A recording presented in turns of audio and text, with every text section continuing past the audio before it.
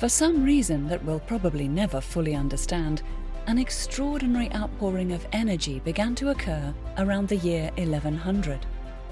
It was so powerful and so passionate that it transformed the way the world looked and thought about God, about justice and power, about women, love and art.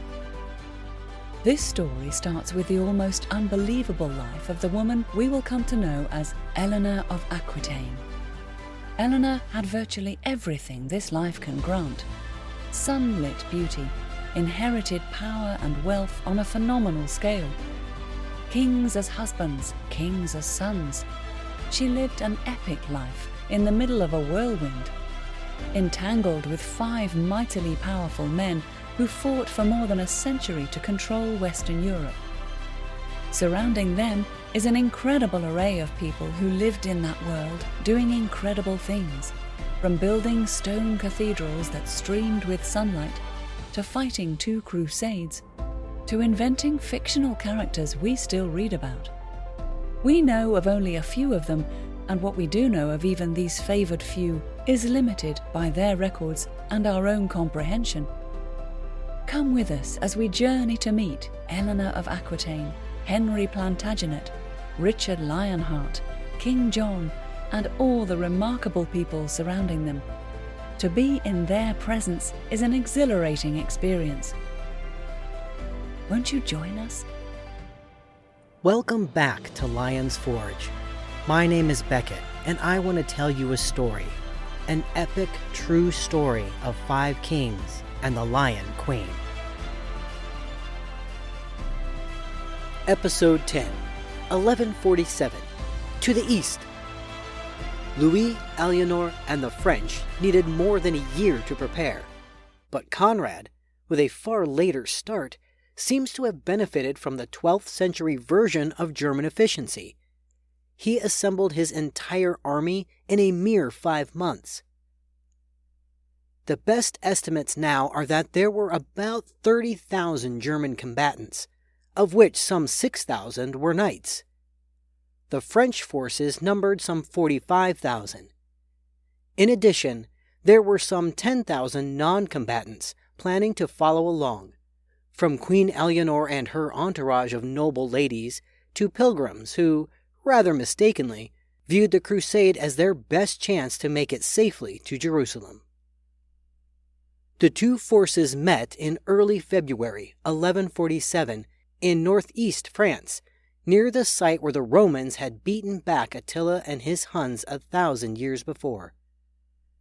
Perhaps it was hoped that the historic good fortune of the place would bless this new army setting out to defeat the Saracens. All agreed that their goal was to retake fallen Edessa, lost on Christmas Eve of 1144 to the brilliant Zengi. That invaluable keystone of the Latin East had to be reset. We thus have before us the picture of some 85,000 individuals and their support networks preparing to travel east. They were en route to the greatest western city in the world of the 12th century, the fabulous walls of Constantinople, the 2,000-year-old capital of the late Roman and then the Byzantine worlds, one of the most fabled cities on earth. It lay at the easternmost tip of Europe on the shores of the great natural harbor called the Golden Horn, and faced across the narrow blue-green waters of the Bosphorus into Asia. Massively larger than any European city then in existence, wealthy thanks to growing trade between East and West, and an advanced tax system that fed from it, Constantinople was glorious. Russian envoys had enviously written home 2 centuries before that they didn't know if they were in heaven or on earth after entering the doors of the magnificent Cathedral de Hagia Sophia, Holy Wisdom. To get there, both armies and their immense wagon trains, swollen by Alienor's entourage, would have to cross half of Europe, along with the better part of Byzantium. There were 2 accepted routes. One was to slide south into Italy and then go by ship across the Mediterranean, departing from the east coast of Italy. If your ship didn't go down in a storm or torture you nearly to despair with seasickness, the sea route was a quicker trip, easier on men and animals. Unfortunately, it was frighteningly expensive, especially when tens of thousands had to book passage. Roger, king of Sicily, who controlled the eastern ports, unmistakably favored this approach, so clearly of potential benefit to resident shipbuilders, merchants, and prostitutes. However, Roger and Conrad vehemently disliked each other, which made it unlikely that the Germans would go by sea. The Byzantine emperor, Manuel Comnenus, who hated Roger even more than the Germans did, argued in favor of the well-known land route which had been used 50 years before during the First Crusade. Conrad and Louis agreed. The two would cross Europe separately and meet in Constantinople, forming a giant invasion force to battle the infidels. Let us consider even 20,000 armed men, possibly somewhat short on both discipline and training, heading anywhere at the same time. They would in turn take their personal support systems, servants, blacksmiths, arrow makers, chaplains, and stalwart men to carry the boats overland, not to mention the women who have always followed armies, some to watch over their husbands, and some to watch over other people's. Supplies and attendants would require hundreds of carts, which in turn would mean thousands of pack animals. Medieval soldiers did not benefit from computerized supply lines, but they still intended to eat every day. And there were thousands of horses and mules who felt the same way. After eating, both humans and animals would need to relieve themselves. They would need places to sleep, water to drink that as far as possible was not befouled, and firewood to keep warm. No matter how theoretically friendly the inhabitants were along the way, it would be difficult to view an army's arrival, especially a foreign army's, with anything except well-placed apprehension, a queasy feeling which, as we will see, could quickly shift into outright dread. Having agreed to take the land route, Conrad and his army left the middle of modern-day Germany in May 1147, moving along the Rhine, then south down the Danube, east across the Kingdom of Hungary, and then southeast through the mountain-rattled Balkans, where the travelers passed into the Byzantine Empire. The French were about a month behind the Germans, departing their country after a spectacular ceremony at the Cathedral of Saint Denis to bless Louis's great undertaking. It took the Crusaders the entire summer to cover the 1,000-odd miles to Constantinople. It must have been an incredible sight, a sea of men marching, their iron lances glinting like dragonflies, knights shifting in their saddles as the breeze caught their battle flags, pillars of dust mixed with smoke rising a quarter-mile up into the dry, sun-glazed air, the ground groaning and flexing to the step of 60,000 human feet. You would have heard them long before you saw them.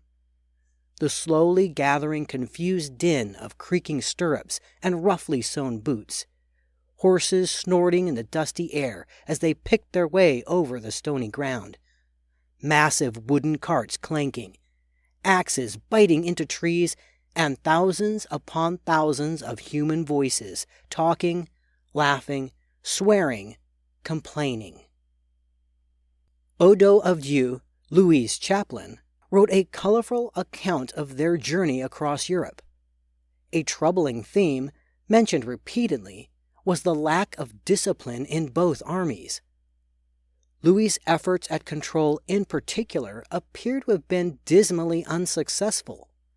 He was even reportedly unable to stop his own brother Robert from abducting a noblewoman who rode with the army as the promised bride of one of the Byzantine emperor's relatives. Given this engulfing lack of discipline, stupid quarrels among crusaders and between soldiers and civilians along the way were a constant problem, sometimes ending in people getting killed. It's not unlikely that Alienor, with her deep connection to the large Aquitanian contingent, grew increasingly aware of her husband's inability to control his army.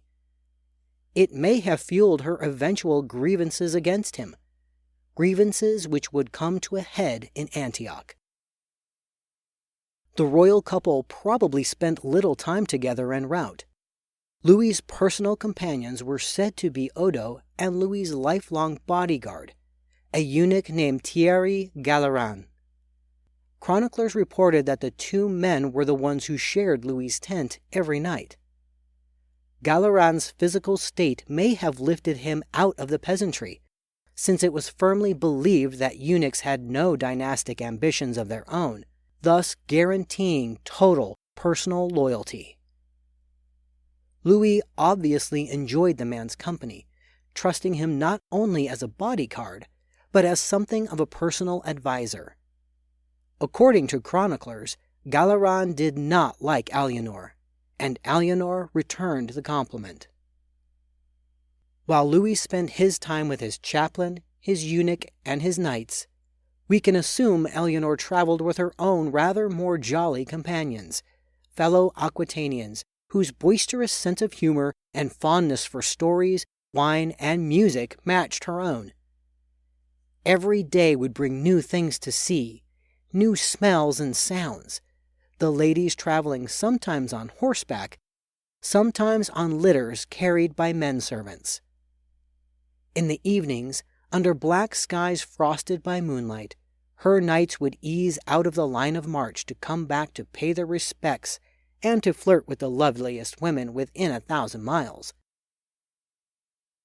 Troubadours, expressly forbidden by papal edict, were there anyway, toasting the laughing beauties whose valor was claimed to outshine the legendary Amazons. If Alienor found this epic journey vastly diverting, Odo was not a happy traveler.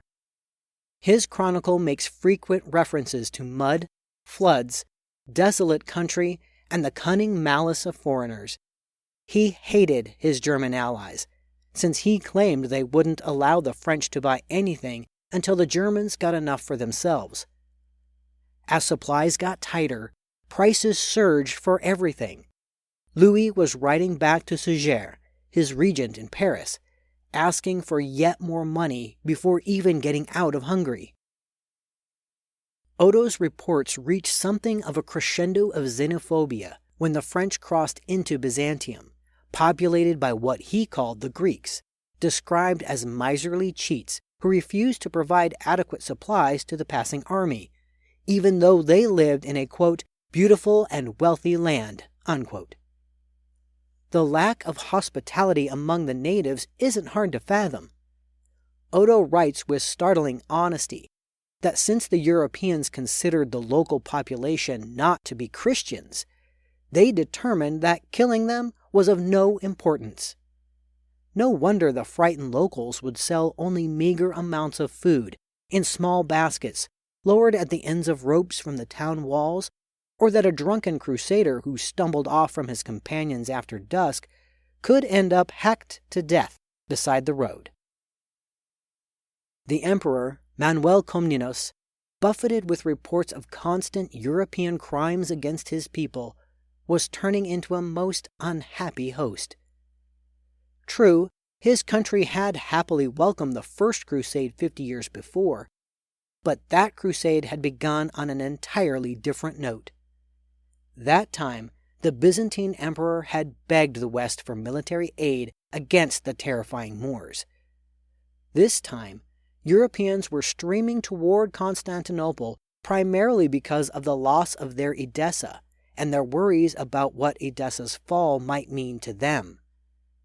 Manuel Comnenus was accordingly mired in a quandary that would vex even the most pragmatic of kings. He hadn't asked for help, but still, the idea of Europeans taking on the Muslim army held real appeal. He accordingly had volunteered that the Europeans could travel through his lands. But now that they were really arriving in their thousands, he was as jumpy as a gazelle in a wildfire. There were a great many reasons for him to feel uneasy, and they were being compounded by the day. For one thing, no love had ever been lost between Constantinople and the capitals of Europe, thanks to the constant lack of European deference to the Byzantines, who rightfully saw themselves as a great imperial power, with a history linked to Rome itself.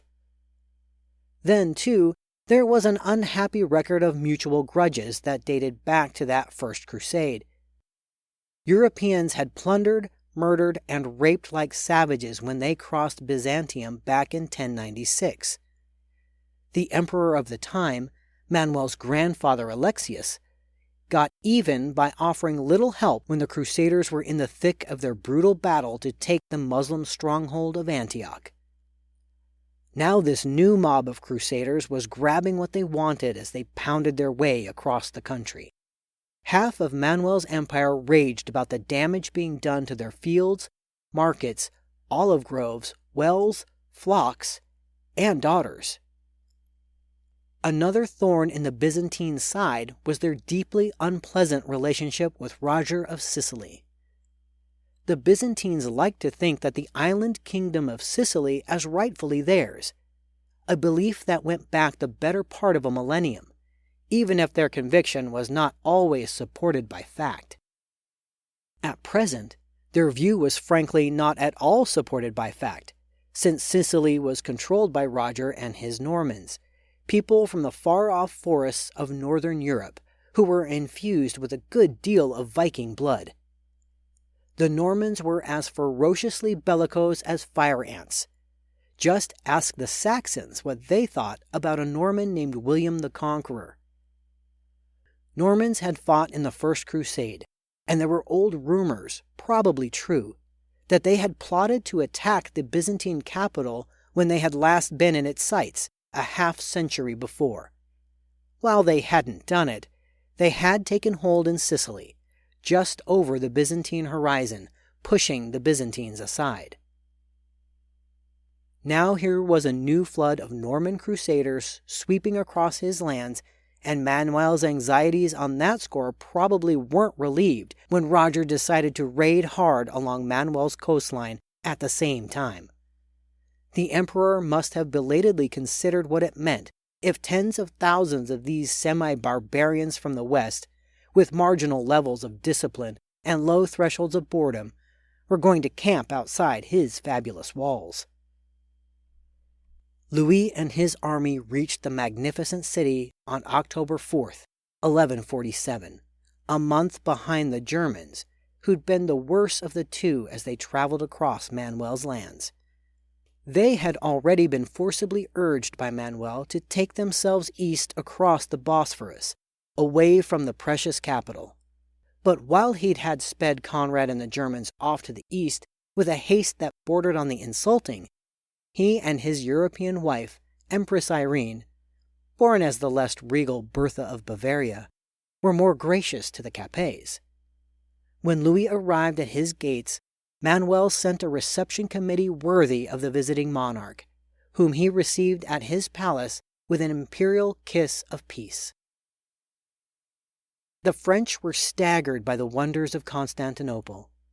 Even hypercritical Odo admitted to being vastly impressed by the city, commenting on its beautifully decorated buildings, the abundance of fresh water stored in tremendous underground reservoirs and carried through the city by a system of buried pipes, astonishing markets, beautiful churches, and what he described as, quote, the unprecedented triple pleasure of seeing the sea, the countryside, and the city itself from the roof of the imperial palace of Blachernae, unquote.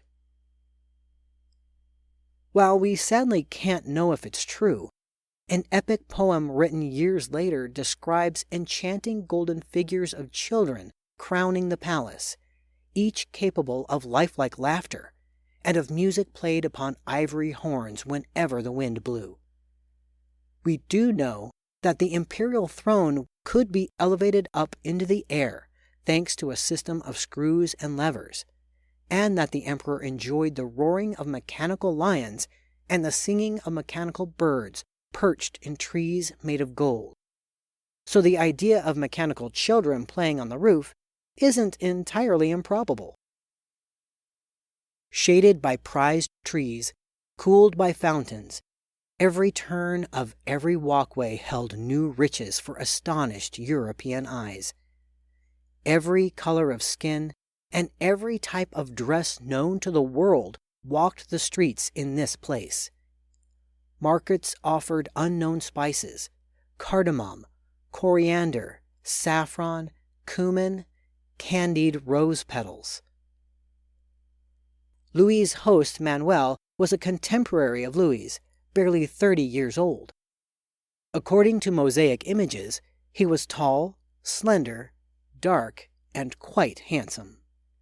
Having outlived 3 older brothers to gain the throne, he was considered generous, brave, energetic, brilliantly intelligent. He had studied medicine and was fond of such sophisticated entertainments as tournaments and theatrical performances. One might sit with him and debate Aristotelian ethics over platters of melon and honeycomb, while fountains splashed softly in the background. One does wonder what Alienor thought of her engaging, attractive host, and he of her, the storied young European beauty. Manuel made time to tour the city's graceful, leafy streets with Louis, showing him the priceless relics so dear to Louis's heart. The holy lance that pierced Christ's side, the crown of thorns, the Magi's gifts to the baby Jesus, the stone that had been rolled from the door of his tomb on the first Easter Sunday. The French royal retinue also saw the incredible wonders of Hagia Sophia, lit by 10,000 candles, and the imperial palace, so grand that even Odo was thrilled, writing feverishly that it surpassed anything he had ever seen. Nightly banquets were supreme examples of the imperial couple's hospitality. The food would have been a revelation in itself to the French. There was meat dusted with za'atar, a spicy, aromatic blend of thyme, cumin, roasted chickpeas, pomegranate juice, and lemony sumac. Perhaps they ate warm, cheese-filled pastries soaked in orange-scented syrup, or a dish where cubes of lamb fat were baked to flavor the traditional combination of ground meat, minced onion, and bulgur wheat. Desserts of honeycomb were garnished with dried rose petals. It might even have been their good fortune to feast on the seasonal treat of wild thistles called akub. But even the jaded urbanites of this incredible city must have stopped dead as Alienor's contingent clattered by on horseback, described by one who saw them as dressed like men, armed with lances and battle axes, bold as Amazons. We can even catch a glimpse of Alienor herself, quote, richly dressed, elegant in her bearing, unquote, wearing golden boots that radiated the sun itself. The Byzantine chronicler Niketos Choniates compared her to Penthesilea, the legendary queen of the Amazons. The riches and grandeur of Constantinople were so dazzling that the hospitality of the imperial court may have inadvertently spawned the accusations of treachery Europeans later hurled at Manuel and the Byzantines. If this man ruled such a wealthy and beautiful city, surely his resources were limitless. By definition, then, it should be the merest trifle to the Byzantines to arm, feed, and reinforce the crusading armies whenever they needed his help. A European assessment which would spawn a deep sense of betrayal when such help was not always forthcoming. For gracious host he may have been, but Manuel was above all a masterful dissembler. He had to be. He ruled an empire that faced perpetual threat on 2 fronts. To the east from the Muslims, and to the west from the Normans ensconced in the Mediterranean. Nor did he believe that his supposedly friendly European visitors could ever be entirely trusted not to turn on his wondrous city. The existence of the Crusader states at his end of the Mediterranean were ready evidence of European interest in occupying lands they took from others. Manuel was therefore inherently disinclined to be overly friendly to his friends or overly hostile to his enemies. Keeping everyone off base was the essence of his strategic plan. Even as he toasted the Capets at glorious banquets, he had a peace treaty with the Moors back on his desk. The chronicler Choniates said outright that Manuel encouraged Turkish attacks on the Crusaders, a startling report confirmed some years later by another Eastern chronicler, Michael the Syrian, who wrote that the emperor worked in concert with the Turks to slow the Europeans. And so, within 2 weeks of their arrival, the time came for the Byzantines to say an affable, if definitive, farewell to the French. Manuel Comnenus sent this second wave of annoying Westerners off across the Bosphorus, scrambling up and down its steep, rocky banks. As they went, the French were wrestling with an unaccustomed sense of unease.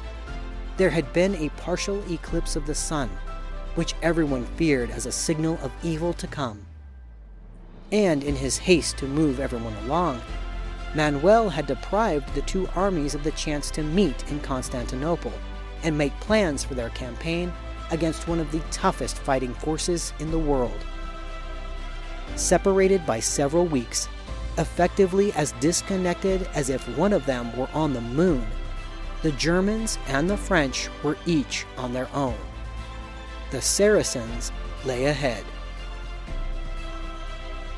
We've come to the end of our story for the time being.